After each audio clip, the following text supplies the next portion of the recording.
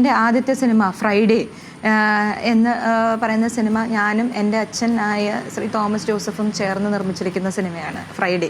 അതിനുശേഷമാണ് അത് innovative film concepts എന്ന ബാനറിലാണ് ചെയ്തിരിക്കുന്നത്. അതിനുശേഷമാണ്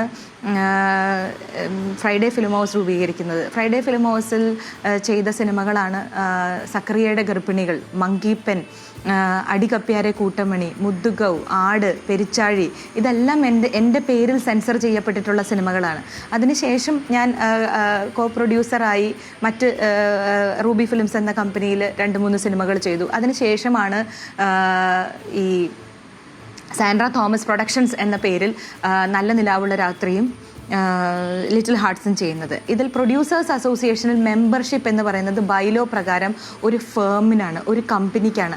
അതുകൊണ്ടാണ് 2011 മുതൽ 2016 വരെ പ്രൊഡ്യൂസേഴ്സ് അസോസിയേഷനിൽ മെമ്പർ ആകുകയും വോട്ടിംഗ് റൈറ്റ്സ് ഉണ്ടായിരുന്ന ഒരാളാണ് ഞാൻ ഫ്രൈഡേ ഫിലിം ഹൗസിൻ്റെ ബാനറിൽ. ആ ബാനർ ഞാൻ ശ്രീ വിജയ് ബാബുവിന് കൊടുത്തതിന് ശേഷം എനിക്കതിൻ്റെ മെമ്പർഷിപ്പ് നഷ്ടമായി.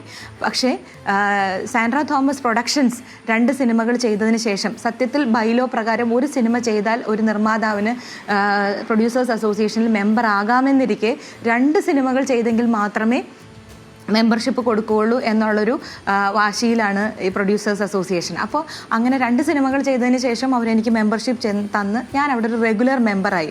ബൈലോ പ്രകാരം ഏതൊരു റെഗുലർ മെമ്പറിനും അവരുടെ ക്രെഡിറ്റിൽ 3 സെൻസർ സർട്ടിഫിക്കറ്റ് കാണിച്ചാൽ അവർക്ക് ഒരു കീ പോസ്റ്റിലേക്ക് മത്സരിക്കാം എന്നാണ് ബൈലോ പറയുന്നത്. അത് പ്രകാരം ഞാൻ എലിജിബിളാണ്. എനിക്ക് 9 സെൻസർ സർട്ടിഫിക്കറ്റ് എൻ്റെ പേരിൽ തന്നെ ഉണ്ട്. കൂടാതെ തമിഴിലെ സൂപ്പർ സ്റ്റാറായ ശ്രീ വിജയ് അഭിനയിച്ച തെറി എന്ന് പറയുന്ന സിനിമയുടെ ഡിസ്ട്രിബ്യൂട്ടറും ഞാനാണ്. അപ്പം ഇത്രയും സിനിമകൾ ചെയ്ത് കഴിഞ്ഞ 16 വർഷമായി ഇൻഡസ്ട്രിയിൽ നിൽക്കുന്ന ഒരാളായ എന്നെ ഞാൻ സിനിമകൾ ചെയ്തിട്ടില്ല എന്ന് പറയുന്നത് അവരുടെ കുശുമ്പായിട്ടും അസൂയായിട്ടും മാത്രമല്ലേ കാണാൻ പറ്റുള്ളൂ, അല്ലെങ്കിൽ ഒരു കൊതിക്കറിവായിട്ടല്ലേ എന്നെ കാണാനായിട്ട് പറ്റുള്ളൂ. അതുകൊണ്ടാണ് ഞാൻ അത്രയും പരസ്യമായി തന്നെ എന്നെ മത്സരിച്ച് തോൽപ്പിക്കൂ എന്ന് അവരോട് പറഞ്ഞത്. അല്ലാതെ ഇങ്ങനത്തെ കൊതിക്കറിവ് കാണിക്കല്ലേ, എന്നെ മത്സരിച്ച് തോൽപ്പിക്കൂ, അതല്ലേ വേണ്ടത്. അത് ജയിക്കാൻ പറ്റില്ല എന്നൊരു ഉത്തമ ബോധ്യം അവർക്കുണ്ട്.